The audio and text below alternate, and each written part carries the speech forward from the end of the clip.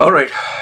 This video is going to be surprisingly different. You'll be surprised, and I'm sure if you read the heading, I don't know what the heading will be, you will be very surprised because this is going to be a video where I'm going to talk good, good about India. Okay. I'm going to talk good about India. I'm going to talk what I like about India and what I like about Indians. Now, you must be thinking, finally, somebody must have threatened him or made him afraid. No, nothing like that. Nobody threatened me. Nobody forced me to make this video. It's not that I've got a sponsorship to say something nice or somebody said, I'll give you a lot of business if you speak something good. No, nothing like that. Nothing of this sort works on my channel. Okay. In fact, this video is going to be a very relaxed conversation because I want to put all the points in one video so that the next time someone says, can you show me one video where you spoke something nice about India? I can show him this and they can take their own sweet time to go through it. And yes, I'll put timestamps down below. Now, a couple of things about this video. This video is not going to be like the typical, I think you call it listicles, where I'm going to go through the points. Number 1, number 2, number 3. No, I'm going to go through a normal conversation. It's going to be a very relaxed one. And I'll be honest with you. I don't think I'm going to get very many views for this video. Primarily because controversy sells. But if you know me, you should know that I don't care. I don't care whether I get very many views or very less views. Yes, it does matter. I'll be lying if I tell you I don't care about views at all. I do care. But the topic should be close to my heart and it should come from deep within. Otherwise, I'm not going to do it. Okay? Now, and I'll also sip on my kadak chai. Now, one of the key things that I decided when I'd make this video is it's going to be sincere and it's going to be genuine. It's not going to be a fake video. It's not going to be, something like I just Google search or I put it in some OpenAI chat GPT, give me, 10 points, something amazing about India.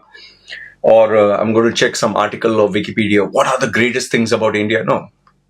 What I decided is I'm actually going to speak on things that are close to my heart, things that I'm genuinely proud.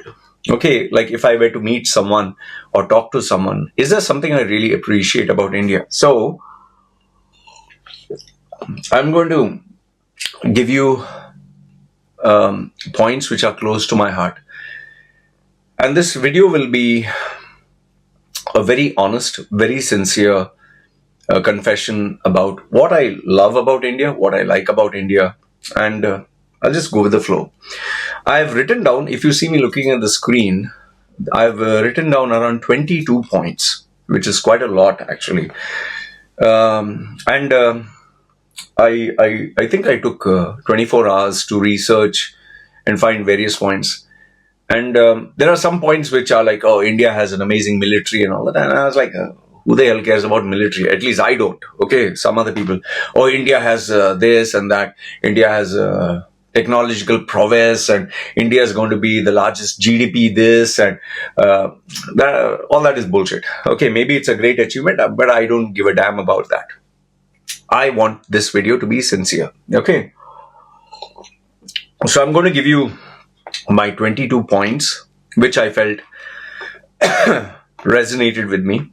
Listen to them and let me know your thoughts in the comments below. Okay.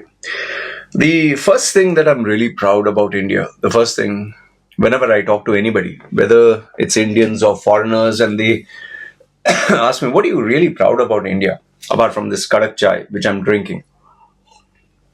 It is the Indian values. I'll tell you this much. Indian values, you can be very proud. You can lift your head proudly and tell anyone and everyone our Indian values, the traditional values, not the values that you have today or these Indians trying to be like modern and westernized and Bollywood and all that nonsense. No, this feminism and all this crap. No. I'm talking of Indian values that came from parents, grandparents. Like, for example, I'll give you an example. Like, respecting your mother and father, never calling them by the name, not raising your voice in front of elders. A girl, like the Western values, a girl and boy can go alone in their room and they say, Mommy, I want privacy. Or when they are going to punish their child, how do Westerners punish their child? I'm just saying, like, there is always this, we hear, go to your room. Go to your room is punishment. And nowadays, you get parents putting their children on top of their head, and my child is so smart, and my child is this and that, and they will try to show that they're equal to adults. This was never there in the Indian culture. Children would always behave like children. They would always give respect to their elders, like the grandparents. They would always take their blessings, touching the feet, giving that kind of humility. That is all part of the Indian culture, as far as I know. Obedience is paramount. Even Guru Dakshina, you can Google search this, the respect to your Guru, your mentor, the simplicity that was there with the Indian lifestyle. So these are Indian values which are so priceless, and I'm very proud about it. I'm very, very proud. Some people say this is backward. In fact, even eating with your hand, I've had people say, "Oh, you eat with your hand, yuck!" The significance of feeling the texture of the food you eat, the meaning, the love that you give when you prepare food with clean hands. I'm not talking dirty hands. And please don't.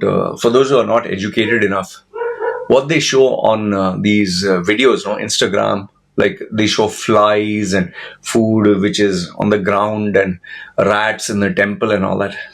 This is just for internet where they show the extreme cases.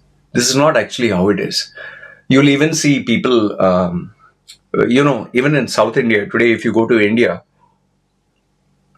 and these simple villages, or even when I went to Kannur in Kerala, they have a mess. Mess means like where they serve cheap food.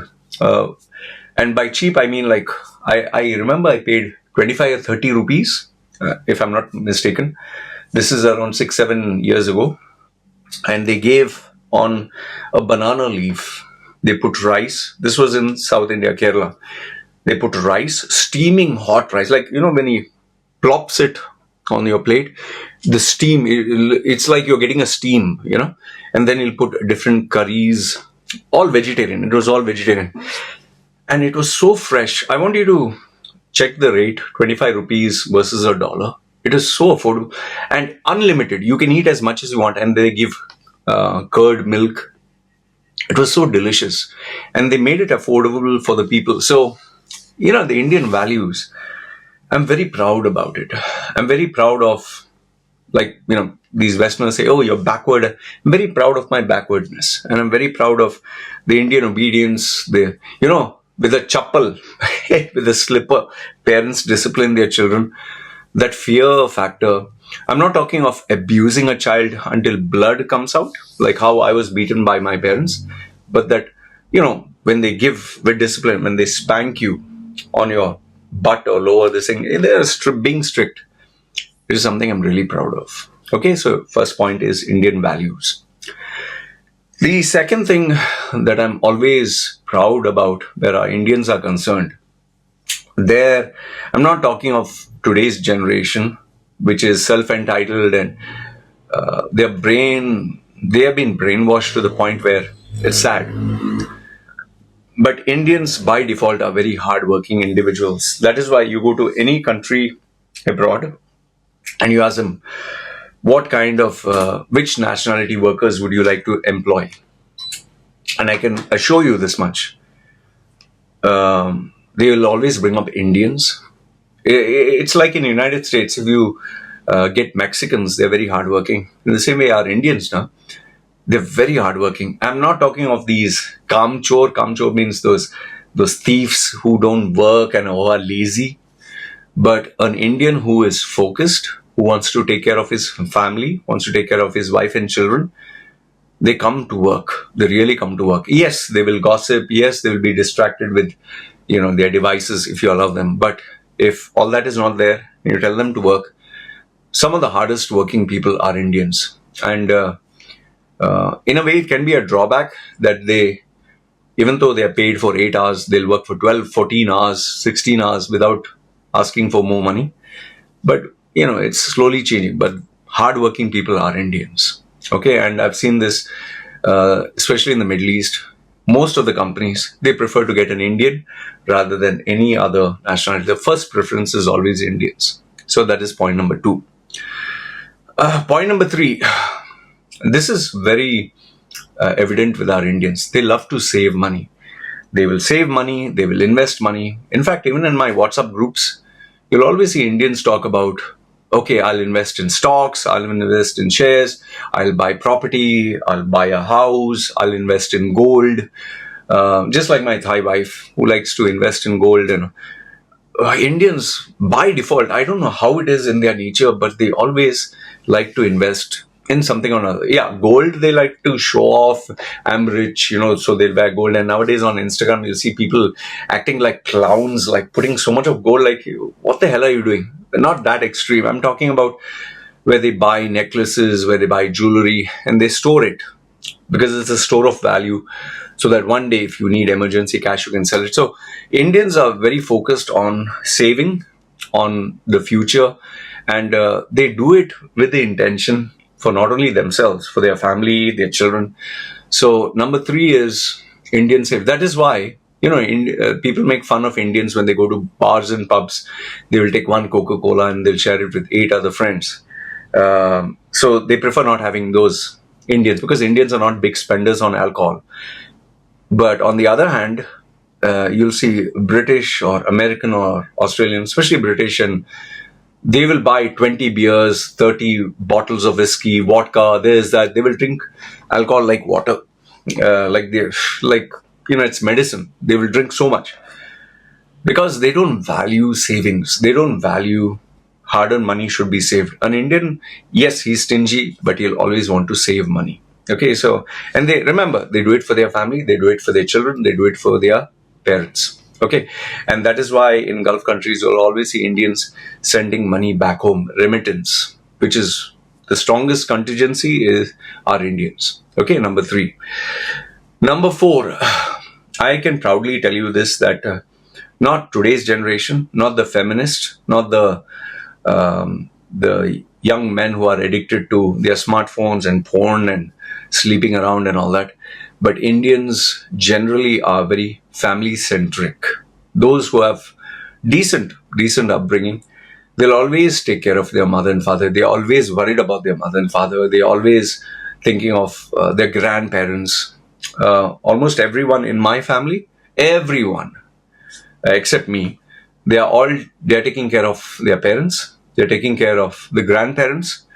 They're even taking care of their uncles, their aunts. So it's a very family-centric, and they help one another. I have seen this mostly in Indians. And I've not heard until now anyone in an Indian family, means in my limited circle that I know, where they have put their mother and father in an old age home. That is a very Western concept, where when the kids are big, go stay alone by yourself, and we'll have our own house, you take care of yourself. And they'll stay separate, and they'll come in like a guest once a while to meet their mother and father. Indian families, they stay together and they'll take care of their parents together. So the family-centric values, that's why joint families is still a very much a reality in India. Okay, so point number 4 is the family-centric value. Point number 5 is the belief in sacrifice. I've seen this extremely high with the Indians. No matter how bad a mother or a father is, unless they are extreme psychos like my parents, they truly believe in sacrificing for their children and their family. Like the kids will sacrifice for their mom and dad. They'll take care of them. So it involves whatever salary they sacrifice for them. And if they have to go anywhere, they'll always think, where can I take my father, mother? And when they have children, they'll also think, okay, where I can take the children. So they'll always focus on keeping the entire family happy. And there's always that element of sacrifice, whether it's going out for a party, whether it's going out for a vacation, whether it is ordering food in the house, they'll always consider everyone. So whether good times or bad times, there's always sacrifice. And this you'll see on a higher level where money is concerned, where future prospects is concerned, where insurance, where savings, fixed deposits. I know so many businessmen who have saved multiple bank accounts for their children and even for their children's children. Can you imagine that? Okay, so the belief in sacrifice is very high with Indians. Number 6 is, this can be a good thing or a bad thing, is the merit-based system in India. Merit-based. Sadly, nowadays people are taking advantage of this through the scheduled caste, scheduled tribes, and the quotas. But Indians, where the colleges are concerned, you have to really study and get the highest marks. They predominantly have this in academics only, sadly and unfortunately, not in many other areas. And I'll tell you this, this is so shocking. A child, right from his, the lower school, the lower levels, right from that age, you're talking of a child who is maybe 10 or 11 or 12, after his 6 to 8 hours of school, the parents drive these children into extra classes where they study for another 6 hours to prepare for an exam, to prepare for an entrance exam, which will happen after 10 years. Can you believe? And they study literally those extra classes every day for 4 hours for the next 10 years of their life. And they memorize it so much that the difference between the scores is 99.99. And 99.99, there will be 1,000 candidates. 99.98 will be another 1,000 candidates. So low marks is 99 point maybe 6. It is so shocking. I'll tell you, it is so shocking. So they really, like, the parents drive the children. They get up at 4 o'clock in the morning. They drive their children. The children, like, the child is sitting in between the father and the mother on the scooter. He's just holding like this and sleeping. Then they leave the child to the school. And then after in the afternoon, the father drives the scooter and the child is sitting here and the mother is sitting in the back holding the child so the child doesn't fall down, and drives them to the next tuition. Like I told you, sacrifice and family values, and they'll do all this for their child just because they want to teach the child a merit-based system, and this sticks with them until they graduate. However, the sad part of this is after they graduate, it's anyone's guess whether they succeed or they don't succeed, because the population is way too crazy. Number 7 is this can be a funny thing, but Indians are expert in bargaining. Oh, you want the best bargaining personalities? Go get Indians who are businessmen. They really know how to bargain. They literally bargain with you right until the 11th hour, like 11:59.59 seconds. They will bargain until that one. They'll say, okay, then we'll do it next year, no problem. That means they bargained with you or they negotiated with you for almost 1 full month. And even to the last second, they will still bargain, and they will not forgive or they will not let go of even the penny. Now, this can be a good thing or this can be a bad thing, but where bargaining is concerned, our Indians are ekdam number 1. I'll tell you that much. Okay. Number 8 is the survival of the fittest. I've always challenged my clients, especially the non-resident Indians, who like to praise their children and say, my child is so smart, my child is amazing, my daughter can give you advice, oh, my son can give you advice on branding, Loy, he's so smart, some 14, 16 or. So I tell the parent, okay, here's an open challenge to you. Send your son for 1 month in Mumbai. 1 month in Mumbai or Delhi by himself, and let me see how he survives. And the parent automatically knows the child will not be able to survive even a few hours. In fact, getting onto a train, trying to stop a rickshaw, stopping a taxi, even trying to get into the ladies' compartment of a train It is, you can Google search this on YouTube. It's like your life and death depends on it. There's no line like in Japan. They stand in line. There is no order. It's complete chaos. And if you have a bag, your bag will be like sliced with a blade, and you lose your bag, and someone will pickpocket you, and people are pushing each other. It's crazy. Like, I tell people, you want to know what you're made up of? Go to India, stay there for 1 month, stay there for 6 months to a year. I'll tell you, after 6 months, you'll be a different human being. Before going to India, you'll be very polite, very nice. After staying 6 months to 1 year, you'll be like, hey, Abe, you become a different human being altogether. And India is very tough. From its food, the roadside food, to even the water that you drink outside, you'll not be able to digest it because there's so many germs, and it makes you stronger. It makes you physically strong. Just like animals in the forest, in the jungle of Africa, they drink dirty water, they don't get sick because their immune system is so strong. Because of so much of poisoning, that the immune system became so robust that nothing can make them sick.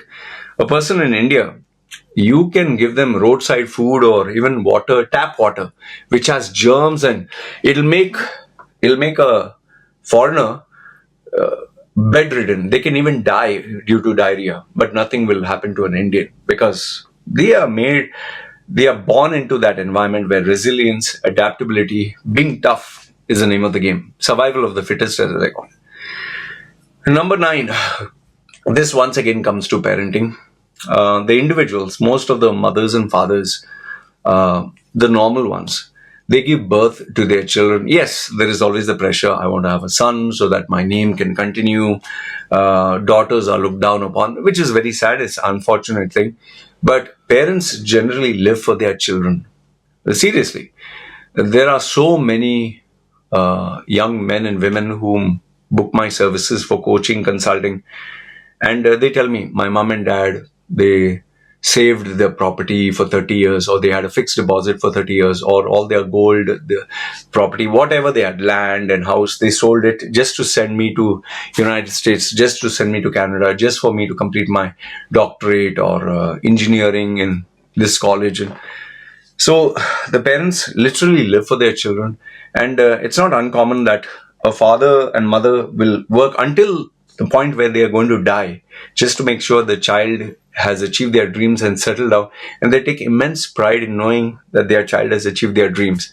And yes, the hope is always that the child will look after them. But I've not seen this kind of love, dedication, and selflessness for their children in any other culture. Yes, there are other cultures, I'm sure, like Thai, maybe Vietnamese, maybe Filipinos. I'm not saying that they are not, or Pakistanis, or whatever. But Indians, you'll see it very, very rampant.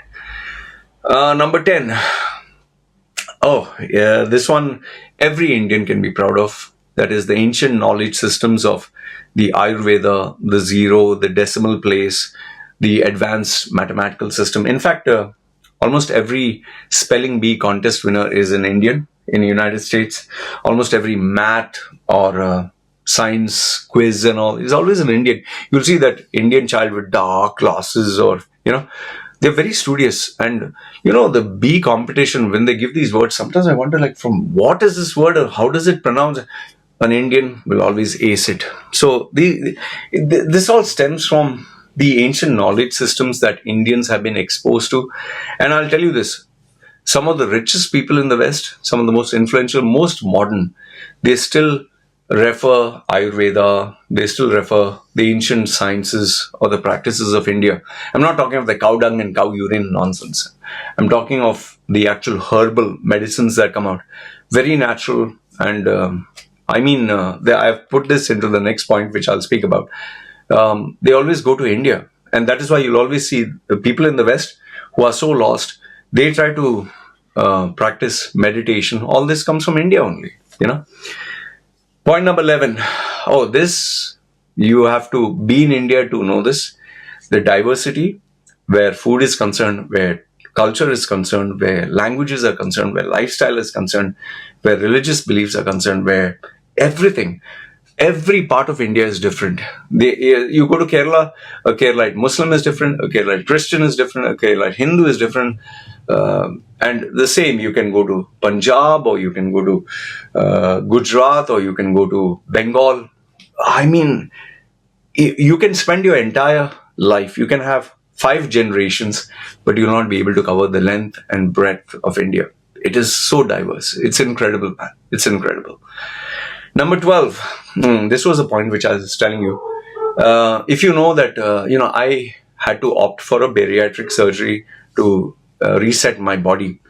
I had a choice. I could go to Thailand, I could go to Philippines, I could go to different countries, but I chose India. And the reason being is I knew the best doctors, the best treatment, the best facilities that money could buy, the value for money, I could get it in India. No other place in the world.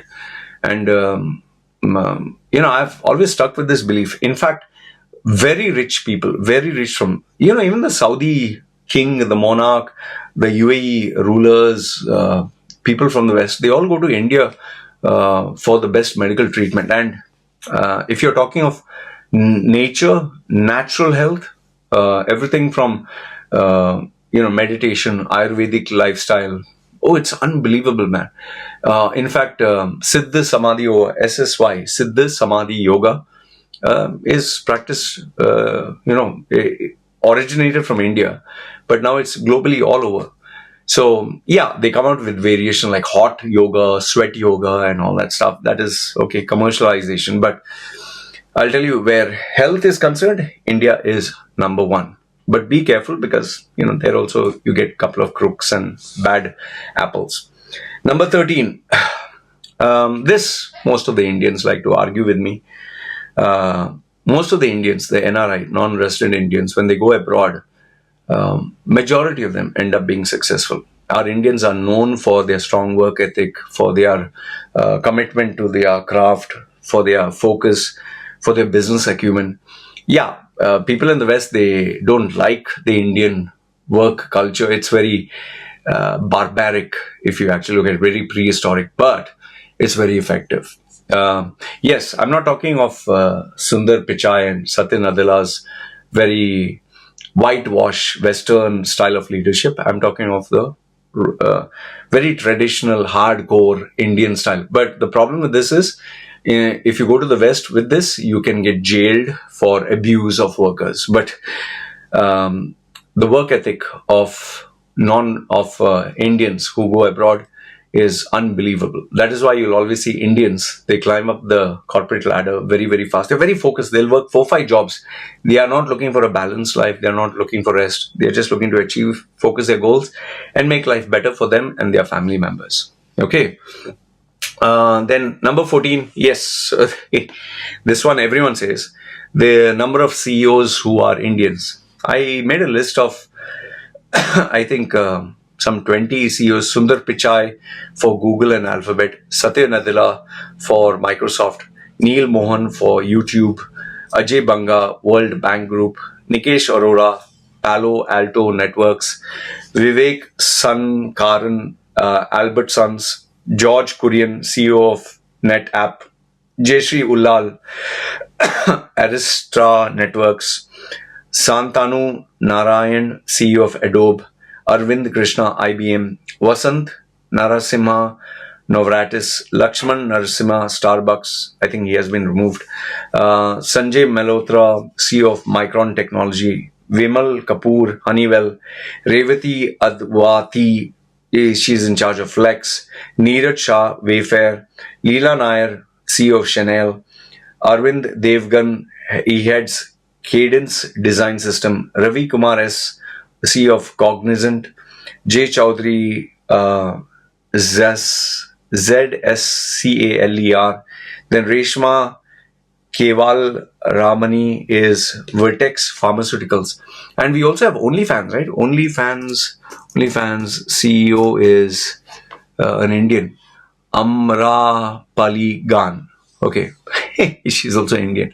So yes, most of the CEOs, they are Indians. and they are very well known. So our Indians love to brag about it. The only point of contention being is they left their Indian passport, their Indian identity, to become American or Western citizen because it offers them much more benefits. So that was the only thing. But yes, they all have the Indian DNA inside them. But the only argument you can have, counter argument, is out of a population of 1.4 billion, okay, these are just 5, 6 names or 10 names or 20 names. Okay, anyway, I'm speaking for India now, so let's continue. Number 15 is being a personal brand. I always look for characters that stand out. And whether it's Sadhguru, whether it's Prime Minister Modi, whether it's Mahatma Gandhi, whether it's Osho, whether it's Abdul Kalam, whether it's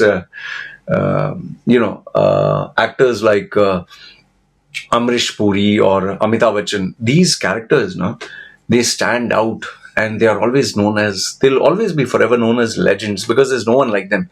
So as a personal brand, I look at these characters. Each one is even more unique. That is why Osho, even today, people still see his videos and they still listen to him. So even Indira Gandhi, for that matter, I really admire this thing. And the number of creative individuals, whether it's Amir Khan or whether it's Raj Kapoor, the late Raj Kapoor, they are one of a kind. Yeah, one of a kind. I'll tell you that much.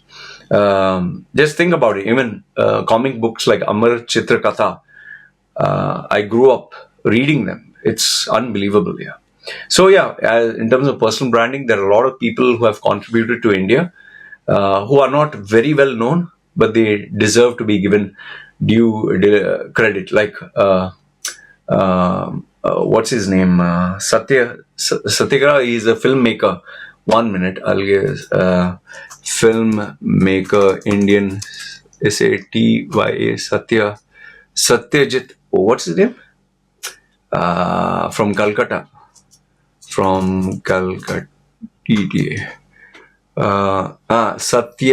Satyajit Ray.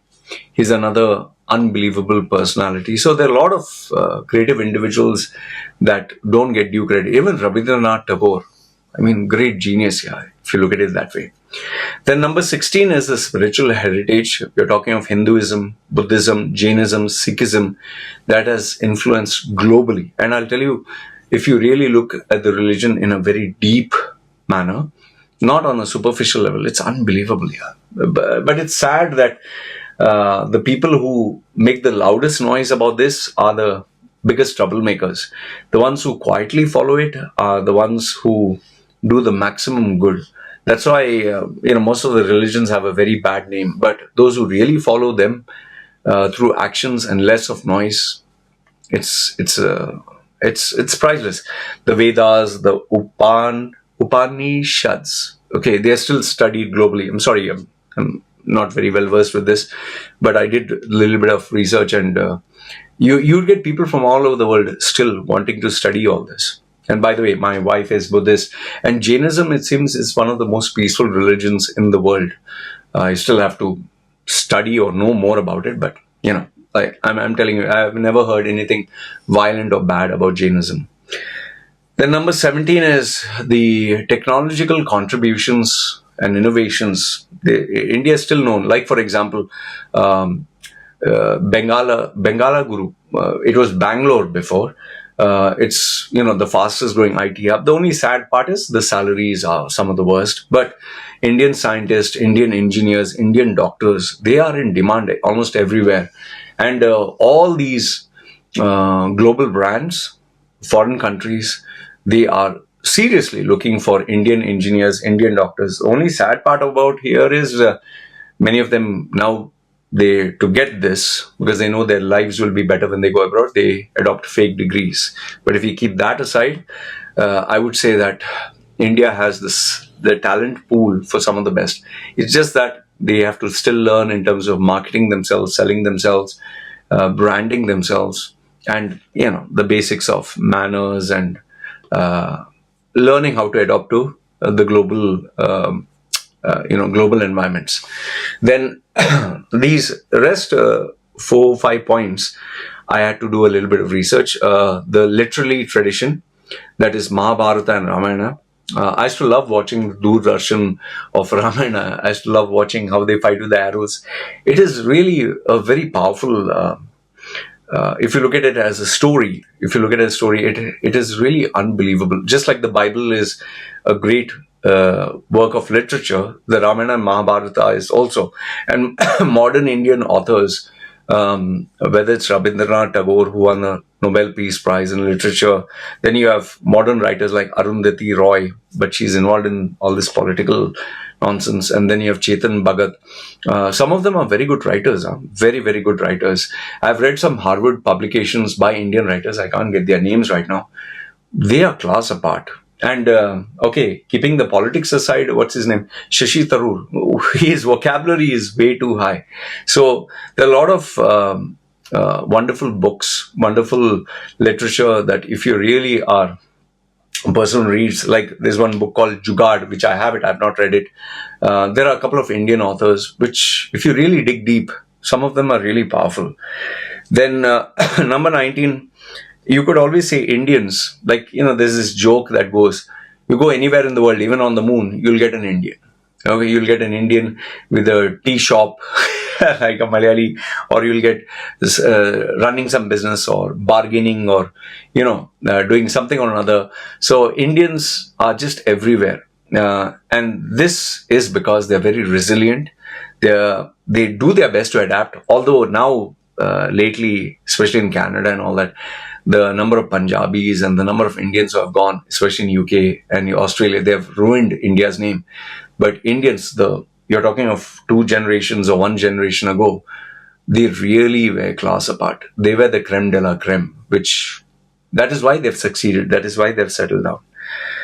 Number 20 is India today is one of the few nations that can brag about 50% being youth, and they are the population under 25. So most of the other countries like Japan and China, who try to curtail the population, they are suffering because their population will get old, and who will be the new generation who will take care of them? So India has youth power, and with more young people, there is more opportunity, more hope. Sadly, however, because of the population explosion, many Indians are leaving India. So number 21 is, I've seldom ever heard of Indians being violent outside India. In India, yes, you have troublemakers nowadays, especially after BJP got in power. But outside India, our Indians are very timid, very nice people. They don't like to fight. Although I can't say that right now because of all the Western media and social media influence. But Indians generally, they will never fight. They will never take a gun. You'll never hear like a serial killer wanting to kill many, many people with a gun and all that. Like you hear American stories. Our Indians are very harmless that way. They only get guts and they only get, bravado when they are in their groups with their similar buddies. Otherwise, Indians are very peaceful, nice guys. Okay, they are harmless. Like even here in Thailand, when I've spoken to air hostesses and females who offer various services, they say, yeah, Indians are smelly, stingy, but they're harmless. They're not bad. They're not evil. They're like a sticky chewing gum. You just want to get rid of them. But they're harmless. They're good. They're not violent like some people who, after they get drunk, they can't control themselves. And last, if not the least, point number 22 is, I was surprised about this, but India is one of the major contributors or leading nations where renewable energy is concerned, solar power, using nature to fuel things, and sustainable agriculture, water conservation, all starts from India. So, yeah, these are the 22 points that make India stand out, that make India, that every Indian can be proud of, that every Indian can, feel good about. Okay, whether it is what is that? I'll give you his name. Foreign FREIG, Foreign Minister of India. What is his name? Dr. S. Jaishankar. Oh, I love that guy. He's a genius. He's a genius. We need more people like him, Or whether it's the leadership of Modi. Yes, I know it's very contentious. I know that many people will disagree with me that he is anti-Muslim, whatever said and done. He is the right man for the job now until we get someone better. So India has tremendous potential. India has tremendous talent. Sadly, the talented ones, the smart ones, and the ones who can really make a difference, they choose to leave India because obviously you have to take care of yourself. So I hope this video serves as a reference for you to know that I'm not all anti-Indian. There are things that I do admire about being Indian. The Indian values are what I would proudly teach my daughter, although I'll not want her to have the Indian passport or settle down in India for reasons which I've spoken in other videos.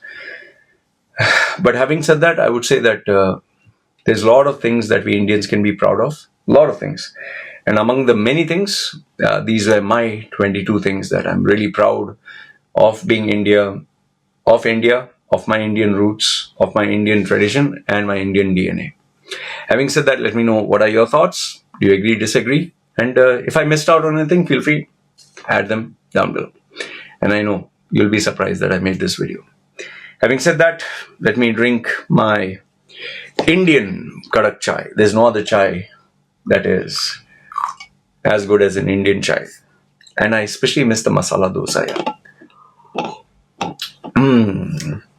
So with that, let's give a cheers.